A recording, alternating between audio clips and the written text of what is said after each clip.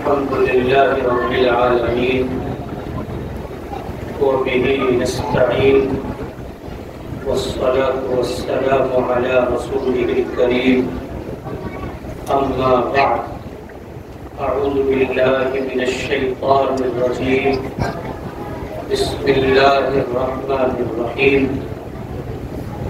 يا أيها الذين آمنوا اجتنبوا كثيرا من الظن إن بعض الظن إثم ولا تجسسوا ولا يغتب بعضكم بعضا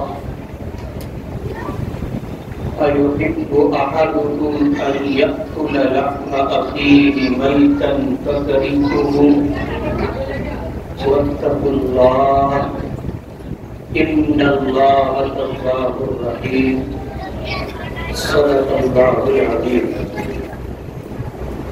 وقال النبي صلى الله عليه وسلم ظنوا بالمؤمنين خيرا أو كما قال عليه الصلاة والسلام. بزرگان محترم، ہمارے ملک کی بلکہ یوں کہیں کہ ہمارے ملک ہی کی نہیں بر صغیر کی ایک باوقار جماعت جمعیت علماء جو ہندوستان میں ہے تو جمعیت علماء ہند ہے، پاکستان میں ہے تو جمعیت علماء اسلام پاکستان ہے، جزائر میں ہے تو جمعیت علماء الجزائر ہے، افغانستان میں ہے تو جمعیت علماء افغان ہے۔ شیخ الاسلام حضرت مدنی رحمۃ اللہ علیہ اور ان سے پہلے ان کے استاد گرامی قدر شیخ الہند حضرت مولانا محمود صاحب دیوبندی رحمۃ اللہ علیہ، ان دونوں مشائخ کی فکر اور افراد سازی کا نتیجہ تھا کہ بر صغیر اور اس پورے خطے میں جمعیت علماء پھیلی۔ جس زمانے میں دنیا کے مختلف خطوں میں جمعیت علماء اس نام سے موسوم ہوئی اور اس کی شاخیں پھیلی، اس زمانے میں سرحدی بندشیں اتنی زیادہ نہیں تھیں جتنی زیادہ آج پائی جاتی ہیں۔ چنانچہ شیخ الاسلام حضرت مولانا مدنی رحمۃ اللہ علیہ نے تقسیم وطن اور آزادی ہند سے پہلے الجزائر کے بڑے عالم دین کو جو ان کے ساتھ اسیری کے دن دیوبند کے دن ایک جیل میں کاٹ رہے تھے، یہ بات فرمائی تھی کہ اب آنے والا دور ملکی پیمانوں پر سرحدوں کا دور ہوگا، لہذا آپ عالمی خطوں کی فکر کا دائرہ اپنے ذات اور اپنے وجود پر کم کر دیجئے اور اپنے ملک پر اس دائرے کو بڑھا دیجئے۔ چنانچہ اسی کا نتیجہ تھا کہ پوری دنیا میں جمعیت علماء اپنے اس دائرے کے نتیجے میں مضبوط ہوئی۔ ہمارے ملک ہندوستان میں جمعیت علماء ہند کے نام سے یہ جماعت اپنے بہت سے کاموں کے لیے جانی اور پہچانی جاتی ہے۔ انہی کاموں میں بالخصوص ایک کام ہے مسلمانوں کے اسلامی تشخص کی حفاظت کرنا، یعنی مسلمان رہے دکھے اور پہچانا جائے۔ اسی کے لیے جمعیت علماء اپنے بینر تلے مختلف کوششیں کرتی ہیں۔ ایک کوشش اس کی یہ بھی ہے کہ مقامی، ضلعی اور صوبائی ذمہ داران کی سرپرستی اور ان کی ماتحتی میں مسجد در مسجد جا کر اصلاح معاشرہ کے پروگرام کیے جاتے ہیں، اور پھر کسی مہمان عالم کو مخاطب کیا جاتا ہے اور اس کو خطیب کی حیثیت سے بلا کر اللہ اور اس کے رسول کے دین پر مشتمل کچھ مضامین سنوائے جاتے ہیں تاکہ لوگوں میں اسلام اور اسلامی تعلیمات بیدار ہوں۔ اسی مناسبت سے ہم اور آپ یہاں بیٹھے ہیں۔ ہمارے آپ کے بڑے حضرت قاری محمد عرفان صاحب علیوی جو ایک باخیر عالم دین ہے، اس خطے میں ان کا فیض ہے۔ علماء میں باخیر ہونا یہ کسی بھی عالم دین کے لیے کمال کی بات ہوا کرتی ہے۔ ان کی سرپرستی میں ہم اور آپ تشریف فرما ہیں۔ مجھے حکم ہے کہ میں آپ حضرات کے سامنے اپنا کچھ سبق سناؤں۔ ایک آیت معاشرتی لحاظ سے معاشرے میں پائے جانے والے جرائم اور گناہ کو پیش نظر رکھتے ہوئے ایک آیت میں نے تلاوت کی ہے، اس کی روشنی میں یہ سبق ہے۔ آپ بھی عمل کی نیت سے سنیں اور میں بھی عمل کی نیت سے کہہ رہا ہوں، اللہ مجھے آپ کو عمل کی توفیق عطا کرے۔ یوں تو ہمارے معاشرے میں بہت سارے گناہ ہیں، اتنے ہو گئے اب کہ ان کا احاطہ یعنی بیان کرنا مشکل ہے، سمیٹ پانا کسی ایک مجلس میں آسان نہیں ہے۔ لیکن بعض گناہ ایسے ہوتے ہیں جو صرف اپنے آپ میں اکیلے نہیں ہوتے۔ اس کو آپ مثال سے اس طرح سمجھیں، جیسے ایک آدمی اتنا مقبول اور اتنا مرکزی ہے کہ اس کے ساتھ خاندان جڑا ہے، وہ ایک لٹ نہیں ہے تنہا۔ آپ کے قاصد بہار میں ایسے لوگ ہوں گے جن کا خاندانی سرکل بڑا ہوگا، لوگ انہیں دیکھ کے خوف بھی کھاتے ہوں گے، یہ اکیلا نہیں ہے، اگر یہ آیا تو اس کے ساتھ پتہ نہیں کتنے آئیں۔ الیکشن کے موقع پہ ایسے لوگوں کی تشکیل بھی کی جاتی ہے، کیوں؟ اس لیے کہ یہ ایک ووٹ نہیں ہے، اس کے ساتھ نہیں معلوم کتنی ووٹیں ہوں گی۔ ایسے بعض گناہ ہیں جو ایسی مرکزیت اپنے اندر رکھتے ہیں کہ اگر وہ ایک گناہ وجود میں آ گیا تو ایک گناہ نہیں آئے گا وجود میں، اس کے ساتھ پیدر پہ تسلسل کے ساتھ کنٹینیو کئی ایک گناہ کرنے پڑیں گے۔ اللہ میری آپ کی سب کی عبادت کرے۔ میرے خیال میں یہ چل رہا ہے، آپ چھوڑ دو، یہ پتہ نہیں آپ نے کیوں لگا رکھا، پرانا ہو گیا ابھی ہے، آپ لوگ ابھی اس کو نیا سمجھ رہے ہیں، جو بھاگ رہے لوگ اس سے کچھ نہیں بچا۔ سوشل میڈیا کی غلامی چھوڑ دیجیے، ریئل لائف میں جینے کی کوشش کیجیے۔ 300 دوست فیس بک پہ بنانے سے اچھا ہے 3 دوست زمین پہ بنائیے، کم سے کم خیر خبر تو لیں گے آپ کی۔ فرق ہے تو میں یہ کر رہا تھا کہ بعض گناہ ہیں اگر وہ وجود میں آتے ہیں تو وہ ڈرنا نہیں، ان کے ساتھ بہت سارے گناہ کرنے پڑیں گے بغیر سوچے، بغیر ارادے کے، بغیر کسی اپنے قلبی اور طبعی رجحان کے، بس وہ ایک کے ساتھ جڑے ہیں، آپ کو کرنے پڑے۔ ان میں سے یہ گناہ ہے، گناہ کا نام ہے بدگمانی۔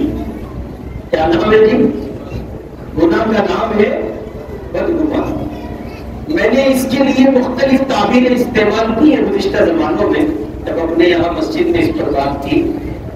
ایک تعبیر ہے یہ خاموش قاتل ہے، بدگمانی خاموش قاتل۔ ایک دوسری تعبیر ہے رشتوں کا خون کرنے والا گناہ۔ ایک تیسری تعبیر ہے اعتماد کا قاتل۔ بھروسہ ہوتا ہے نا جب آپ کو کسی پہ کسی سے بھروسہ اور اعتماد ہو جائے، بدگمانی نہیں آئی ہے بیچ میں سب کا۔ اللہ پاک قرآن مجید میں فرمائے آمنو جن پر ہوئی یا ایھا الذین آمنو ایمان والوں اجتنبوا بچو کثیرا من الظن، بہت سے گمانوں سے، ان بعض الظن، اللہ فرماتے بعض گمان گناہ ہوتے ہیں۔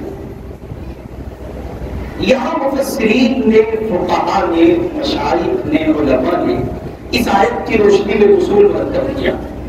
اصول یہ کہ ہر دیکھی ہوئی بات پر، ہر سنی ہوئی بات پر ذہن کی دنیا میں گمان کے راستے سے کوئی رائے قائم نہیں کرنی چاہیے، اس لیے کہ ظاہر کا دیکھا ہوا کچھ اور بھی ہو سکتا ہے، حقیقت کچھ اور بھی ہو سکتا ہے۔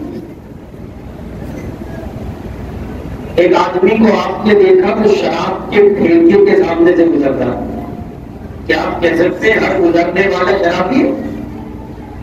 نہیں بول رہے، نہیں کہہ سکتے۔ ایک آدمی کو آپ نے دیکھا فلم ہال کے سامنے سے گزر رہا، آپ نے کہا اللہ جی یہ بھی پکچر دیکھ رہے ہیں؟ نہیں، شریعت کہتی ٹھہر جاؤ، رکو، اس لیے کہ سنیما ہال کے سامنے سے گزرنے والے ہر بندے کو فلم دیکھنے والا نہیں کہا جا سکتا۔ پھر حدیث پاک میں حکم دیا گیا ظنوا بالمؤمنین خیرا، حکم ہے، امر کا صیغہ، حکم ہے مومنین کے ساتھ اچھا گمان باندھو، اچھا گمان رکھو۔ یہاں رکھنے کا مطلب یہ ہے کہ اگر کوئی شک، کوئی پہلو، کوئی راستہ سوچ کی دنیا میں کوئی ایک پوائنٹ ایسا ہے بھی جس سے بدگمانی ہو سکتی ہے، اسے اگنور کرو، اسے ہٹاؤ، نہیں، اچھا گمان قائم کرو۔ اور باتیں مشائخ نے تصوف کی، سلوک کی دنیا کے عامل بزرگان دین نے تو یہاں تک لکھا 99 راستے تھے بدگمانی قائم کرنے کے، کتنے؟ کتنے؟ 99، اور ایک راستہ ہے خوشگواری قائم کرنے کا۔ مشائخ لکھتے ہیں اس ایک کو اختیار کرو، ان 99 کو چھوڑو۔ یہ جو بدگمانی ہے اس نے معاشروں کو تباہ و برباد کر دیا، گھر ٹوٹ گئے، برباد ہو گئے۔ ایک گھر میں، ایک چھت کے نیچے، ایک چار دیواری میں سگا باپ سگی اولاد سے نہیں بولتا، سگا بھائی اپنے سگے حقیقی بھائی سے نہیں بولتا، بیٹیاں ماں سے جنگ کیے بیٹھی ہیں، اور ہے کچھ نہیں ہے سوائے بدگمانی، حقیقت دور تک کچھ نہیں۔ اور بتاؤ کیسے قائم ہوتی ہے بدگمانی؟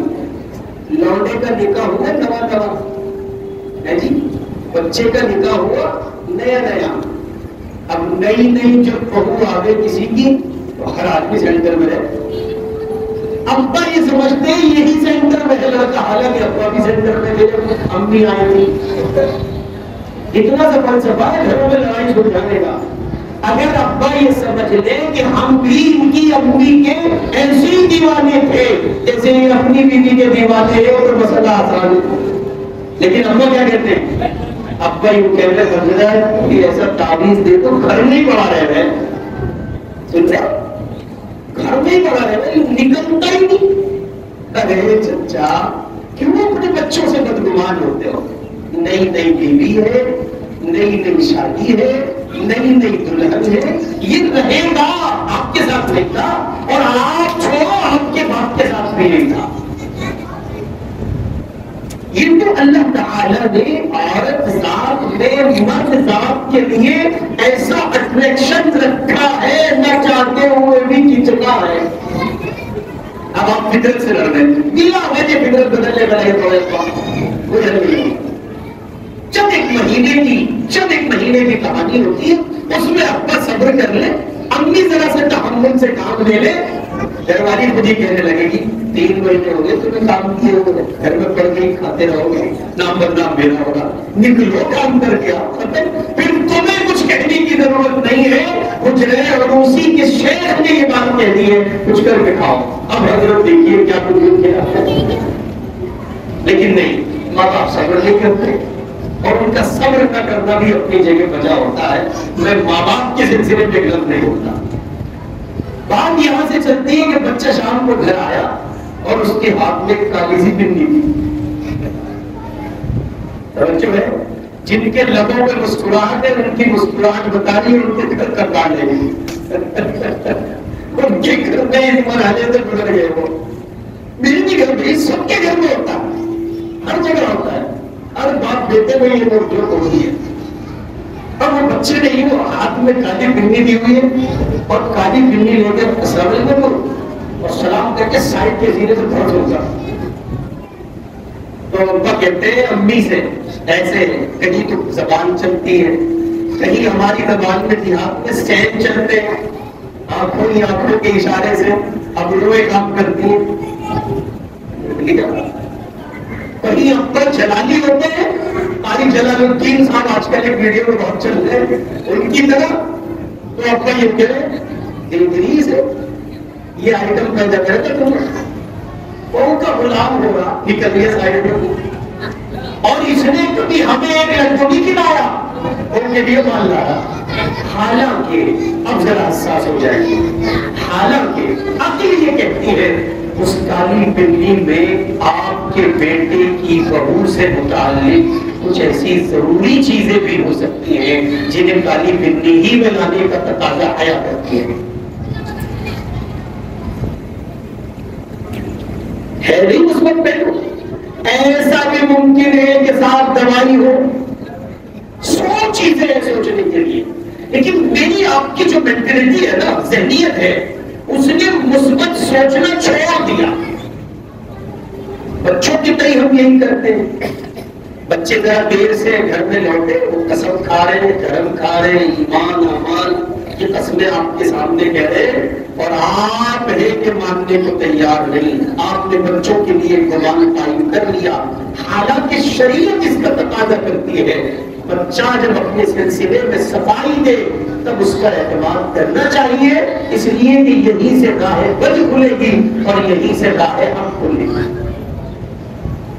اس لیے اصولی طور پر اس گناہ کو ذہن میں رکھیں, اجتنبوا کثیرا من الظن. اور آپ سے عرض کر رہا ہوں, ظاہر کا دیکھا ہوا وہی ہو جو آپ سمجھ رہے, ایسا ضروری نہیں. ذوالنون مصری رحمۃ اللہ علیہ ایک بہت بڑے اللہ والے گزرے.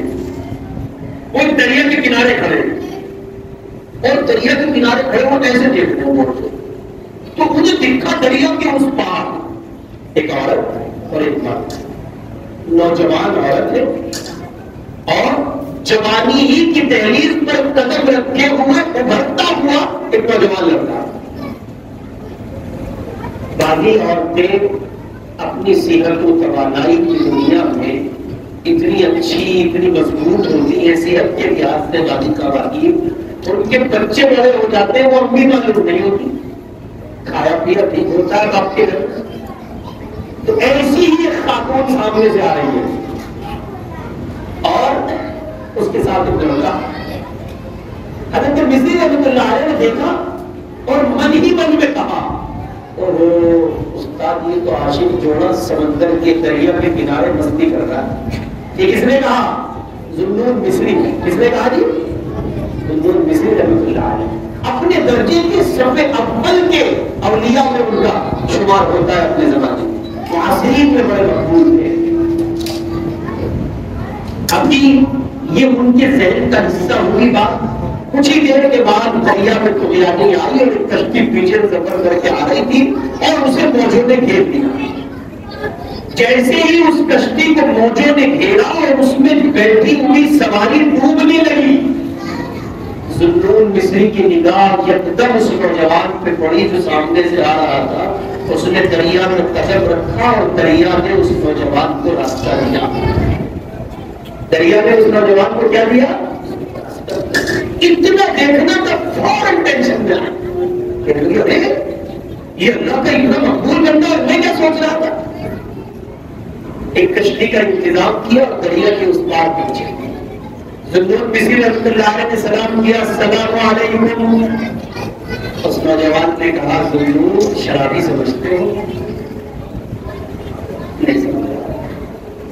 ذوالنون شرابی سمجھتے ہو؟ میری ماں کو میری معشوقہ سمجھتے ہو؟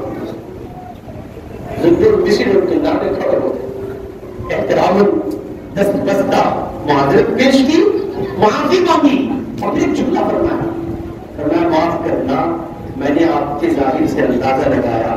اس مرد قلندر اس نوجوان نے کہا ضرور پہلے حقیقت سنو، حقیقت یہ ہے کہ یہ میری ماں ہے اور میں اس کا بیٹا ہوں. ہم لمبی مسافت طے کر کے آ رہے ہیں اور یہ جو پانی کی بوتل ہاتھ میں ہے اس میں پانی ہے. دریا کے کنارے اس لیے آئے کہ گرمی میں پورے طور پر توڑ ڈالا، پانی سے لگ کر جو ہواؤں کے جھپیڑے اٹھیں گے آئیں گے وہ کچھ راحت پہنچا دیں گے، اس لیے دریا کے کنارے آئے.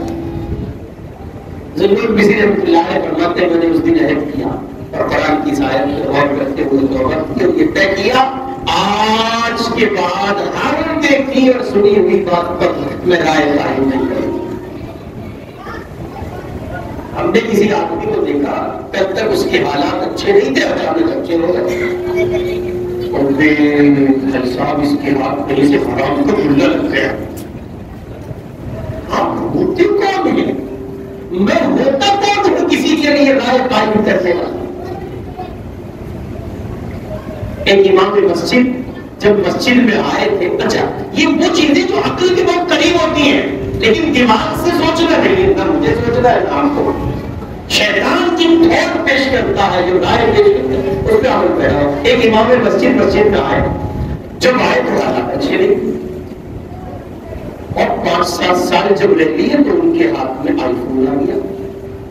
اب دیکھو بالکل جینوئن کنڈیشن پر حقیقت سمجھو. جب وہ آئے تھے تب کچھ نہیں تھا، اب 7-8 سال گزرنے کے بعد سب کچھ ہے. یہ سب آیا تو اسی محلے سے آیا. کیا یہ نہیں سمجھا جا سکتا کہ لوگوں نے نوازا ہے؟ ہماری محبتیں جس طرح ہم کرتے ہیں کسی اور نے بھی کی ہوگی؟ نہیں، ہمارا مزاج ہے. ہم رائے قائم کرنے میں، فیصلہ کرنے میں ہم جتنی عجلت سے کام لیتے ہیں شاید کسی چیز میں لیتے ہیں. فیصلہ کر دیا تو امام صاحب کے ہاتھ کو بھائی صاحب لگ کر دی آئی فون لے لیں. کیا لے لیں گے؟ میں کچھ نہیں تھا، پکڑتے لگائے تھے، کچھ نہیں تھا. میں چائے پلاتا تھا ان کو. ارے میرے بھائی تو یہ بھی تو دیکھ دورانیہ کتنا گزرا، وقت کتنا گزرا. 7 سال گزر گئے. ان 7 سالوں میں تو اگر چائے پلانے والا محبت کرنے والا ٹھہرا تو کوئی ایسا بھی تو ٹھہر سکتا ہے جو شہر کو دودھ پلاتا ہو. مختلف میں تو ہر ایک سے بڑھ کر ایک ہو سکتا ہے. یہ ممکن ہے کہ کوئی جمعہ میں آیا ہو، آنے کے بعد گفتگو سنی ہو، تلاوت سنی ہو اور دیوانگی اس درجے اس کے سر چڑھ کر کے بولی ہو کہ اس نے بارے محبت کے کچھ ہے ہو کر کے کچھ موٹا نظرانہ دے دیا. ہمارے یہاں مسجد میں خود ایک قصہ پیش آیا. حضرت قاری ولی اللہ صاحب دعوت برکاتہ ہمارے استاد ہیں، تشریف لائے ہمارے مسجد میں انشاءاللہ اور حضرت سے میں نماز پڑھوائی. قرآن پڑھتے ہیں اور شاندار قرآن پڑھتے ہیں. پروردگار ان کو سلامت رکھے. میرے تجوید کے استاد ہیں اور ہماری مسجد کے جو صدر ہیں وہ مچھلی کا کاروبار کرتے ہیں، مچھلی کی آڑتی ہے، مچھلی منڈی میں. ان کو یہ لہجہ ان کے زمانے کی یعنی بچپن کی کسی قاری صاحب کا معلوم ہوا جن سے انہوں نے پڑھا تھا. قاری صاحب نے غالباً مغرب کے عشاء کی نماز پڑھائی، نماز بھی لمبی پڑھائی تو وہ خوش ہوئے ہمارے صدر صاحب اور اتنے خوش ہوئے کہ ان کی خوشی کا کوئی ٹھکانہ نہیں تھا. مدرسے کا اعلان ہوا، نماز کے بعد میں نے اعلان کیا تو انہوں نے مجھ سے کہا کہ میں مدرسے میں تو کچھ نہیں دے رہا لیکن آپ کے استاد کے قرآن سے بہت خوش ہوں، انہیں کچھ دینا چاہتا ہوں. میں نے کہا دے دو. نیکی اور پوچھ لکشمی کی سے بڑی لگتی ہے. تو کہنے لگے یہ چھوٹا سا نذرانہ ہے، 10 سال پہلی بات کرتا ہوں. انہوں نے حضرت قاری صاحب کو ان کے قرآن کی تلاوت سے خوش ہو کے 10,000 روپے عنایت کر. کیا یہ نہیں سوچا جا سکتا کہ یہ 10 سال پہلے 7 سال پہلے آئے تھے تو کنڈیشن کچھ اور نہیں. میں نے اور اپنی ایک عام مزاج، اپنے ذہن، اپنی فکر، اپنی دنیا اور اپنی نگیٹیوٹی کے نتیجے میں بنایا کہ مجھے اور آپ کو سیدھا نہیں دیکھنا. سیدھا اس کا نتیجہ کہ ہم اس سوچ کو پروان چڑھاتے ہیں اور پھر یہ سوچ ذاتی زندگی میں بھی نقصان دیتی ہے اور یہی سوچ مجھے اور آپ کو معاشرتی اور سماجی زندگی میں بھی نقصان رسول اللہ صلی اللہ علیہ وسلم نے اپنے اصحاب کے ساتھ مسجد نبوی میں خطاب کرنا. غالباً اما میمونہ رضی اللہ تعالیٰ عنہ ملنے آئی. حضور ان کو چھوڑ دے مسجد نبوی سے باہر تشریف لائے حدود مسجد. دو صحابی انٹر ہو رہے تھے. حضور نے داخل ہوتے ہوئے ان دونوں صحابیوں سے یہ کہا یہ میری بیوی میمونہ ہے. صحابی رسول نے کہا یا رسول اللہ ہمارے تو فہمہ ادراک کا بھی حصہ نہیں ہو سکتا آپ کے اپنے کچھ غلط سوچنا.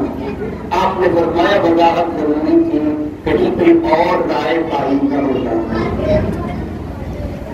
اس کا مطلب یہ ہے کہ جب آپ کسی شے کو دیکھتے ہیں نتیجے میں دو راستے اللہ کی طرف سے آپ کو سجھائے جاتے ہیں. ایک راہ حق ہے اور ایک راہ باطل ہے. انا ہدیناہ السبیل اما شاکرا و اما کفورا.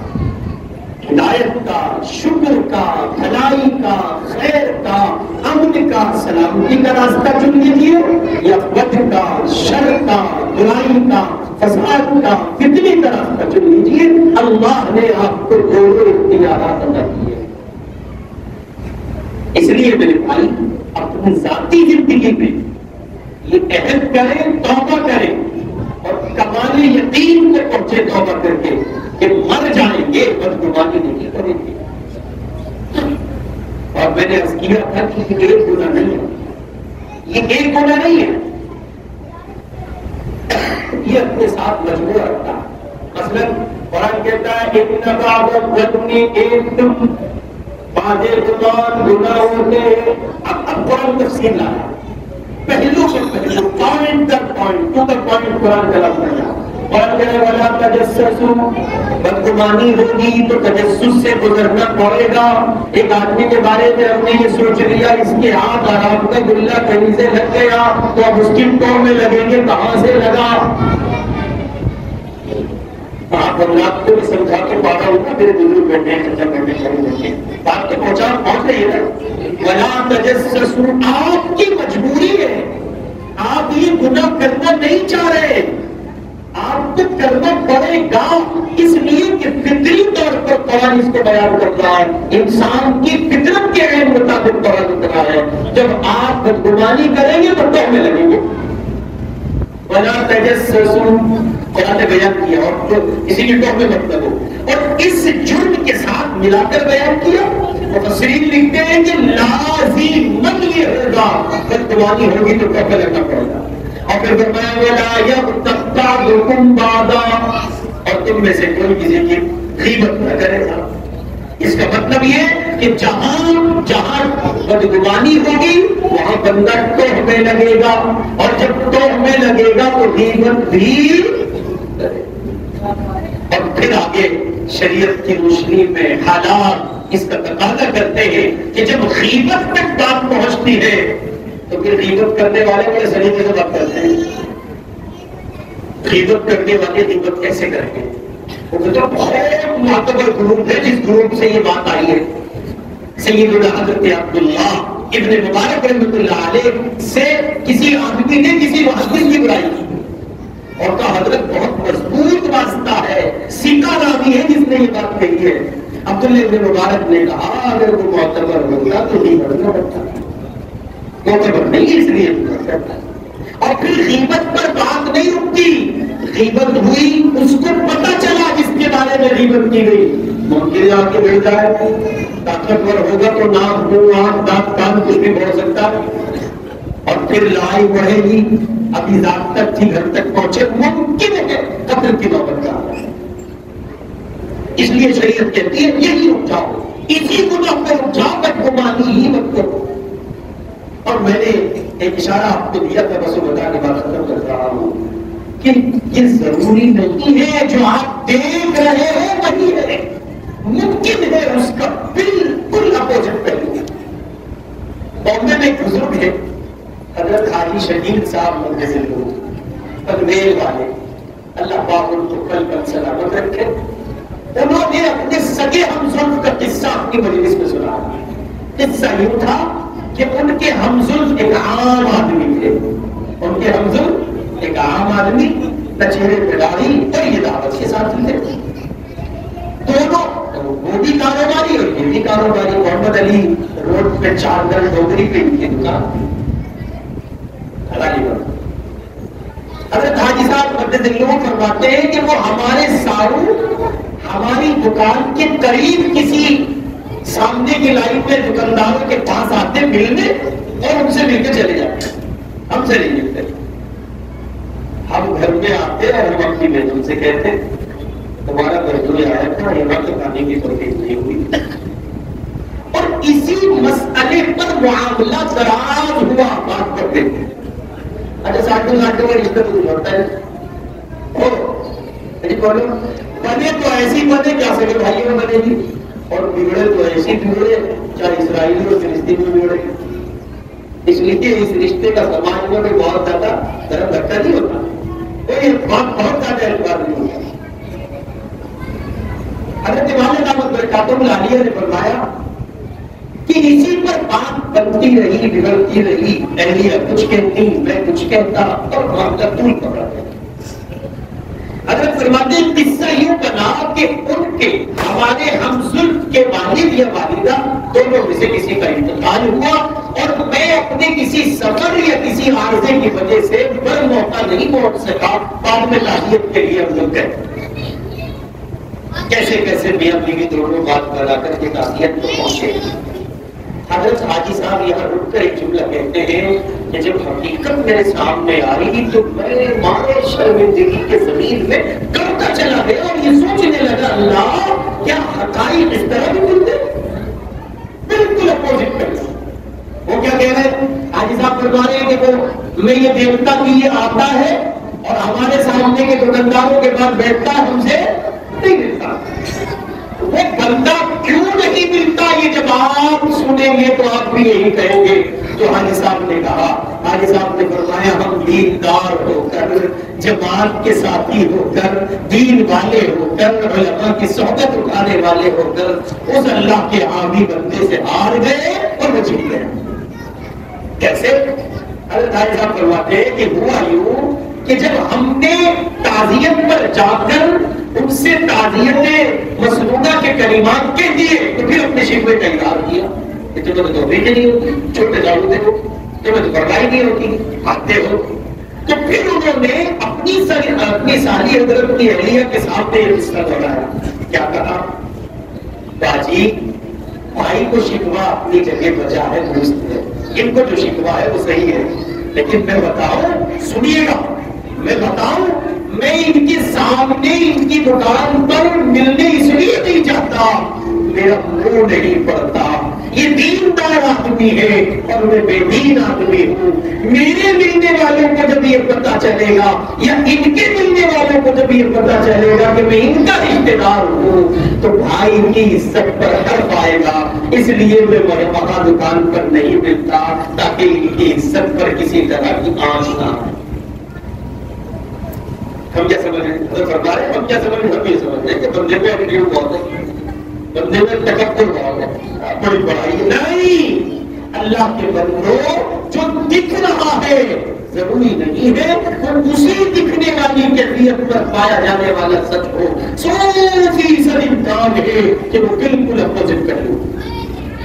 اس لیے آپ کی خدمت میں بصد احترام یہ عرض ہے، بصد احترام کیا یہ طے کر لو کہ انشاءاللہ العزیز 100% طے کر لو بدگمانی نہیں کریں گے۔ اور میں نے کہا خاموش قاتل، اعتماد کا قاتل، رشتوں کا خونی اور انتہائی خطرناک زہر بدگمانی ہے، گھر برباد ہوتے ہیں۔ باپ بیٹے کے درمیان دوری بدگمانی سے، ماں بیٹی کے درمیان دوری بدگمانی سے، اس کالی تھیلی میں آپ کا تصور، یقین، دماغ، عقل، فہم، فراست کی عطیت ڈالیے، اس میں کچھ اور نہیں ہو سکتا۔ آپ بلا وجہ اپنے بیٹے سے بدگمان ہیں، یہ تو بہت کا ہو کے رہ گیا، نہیں، وہ آپ ہی کا ہے، آپ ہی کا خون ہے، آپ ہی کا بیٹا ہے۔ کچھ حقائق ہے جن سے آپ کو آشنا ہونا ہے، جب وہ باتیں سامنے آئے گی تو پھر یہ واضح حقیقت کھل جائے گی کہ آپ کا بیٹا آپ ہی کا ہے، کسی اور کا نہیں۔ اور وہ چند دنوں صبر کرنے پر نتیجہ باہر آ جاتا ہے۔